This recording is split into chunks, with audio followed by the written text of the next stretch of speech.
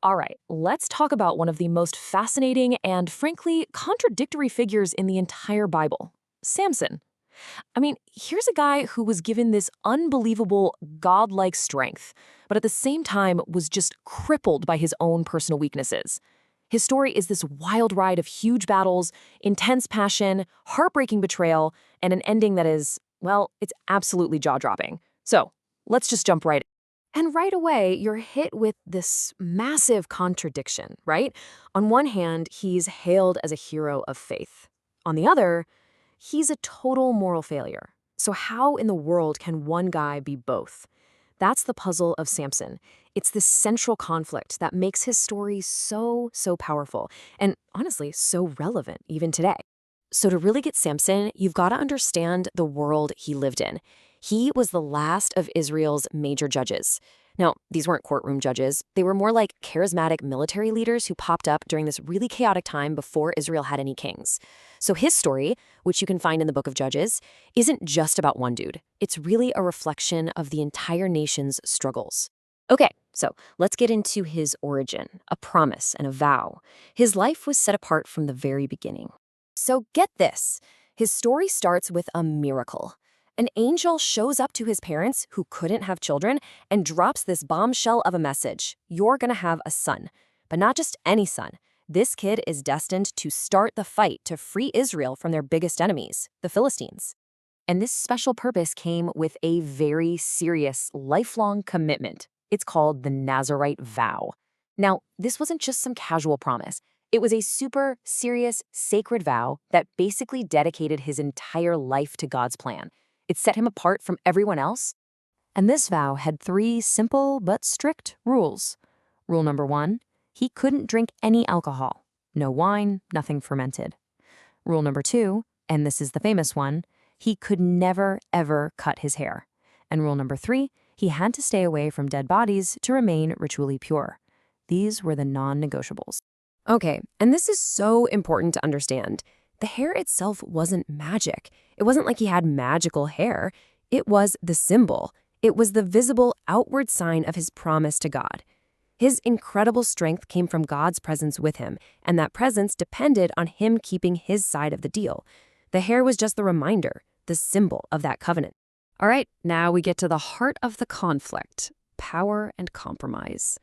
We're going to see his amazing feats, but also his spiritual blindness. So, you want to know how strong this guy was? At one point, he's completely surrounded by a Philistine army. What does he do? He just picks up the jawbone of a donkey, literally the first thing he finds, and takes out 1,000 soldiers with it. 1,000! This isn't just a guy who works out. This is God's power flowing through him. And the list goes on. He ripped a lion apart with his bare hands. He walked up to the enemy city of Gaza, tore their massive city gates straight off their hinges, and then just carried them up a hill. I mean, the sheer scale of his power was insane. It was a flashing neon sign that God's power was with him. But, and this is the big but, for every incredible feat of strength, there was a major personal compromise. He's supposed to be delivering Israel from the Philistines, yet he's constantly chasing after Philistine women.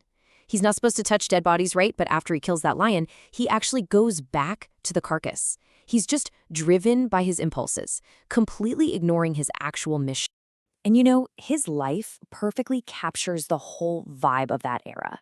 The book of Judges keeps repeating this one phrase. Everyone did what was right in his own eyes. It was a time of total moral chaos, where people just did whatever they felt like, instead of following God's law. And Samson? He was pretty much the poster child for that attitude.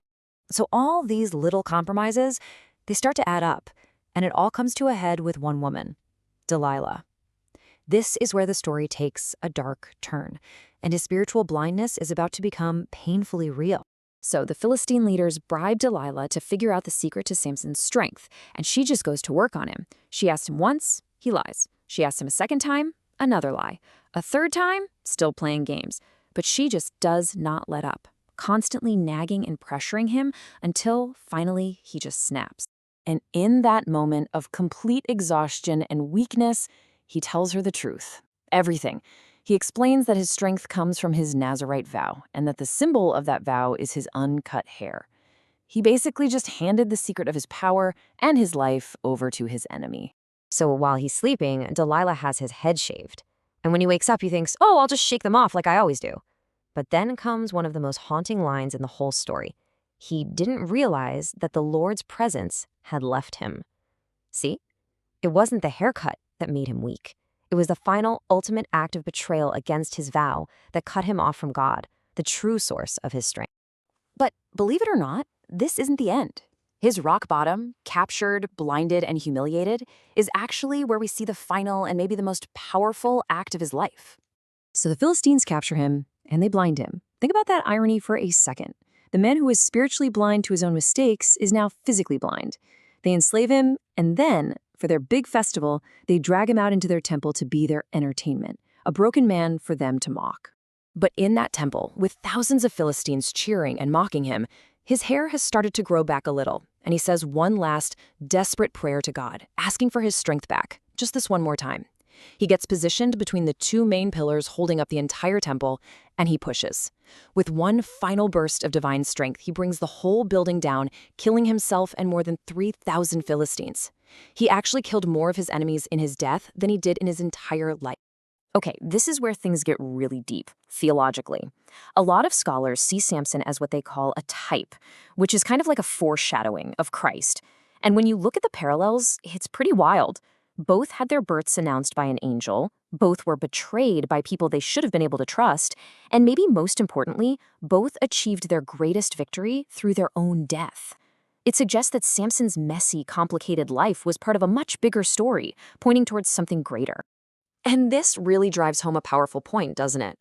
That God's plan can move forward even through incredibly flawed people. I mean, let's be honest, Samson was a mess. He was impulsive, driven by revenge, reckless. And yet, despite all his personal chaos, God's plan to start shaking up the Philistines still happened. It's a crazy reminder that a divine purpose doesn't require a perfect person to carry it out. Which brings us all the way back to where we started, with that big contradiction. After everything we've talked about, all the failures, all the compromises, Samson is actually listed in the New Testament's Hall of Faith, right there with giants like Abraham and Moses. So what does that tell us? It suggests that his final act wasn't just about revenge. It was a true return to faith, a final, humble admission of where his strength really came from. So Samson's story leaves us with a pretty challenging question to think about. It was only when he had nothing left, no strength, no sight, no pride, that he finally accomplished his greatest mission. And it really makes you think, is it possible that our greatest weaknesses, the very things we think will destroy us, could actually be the pathway to our real purpose?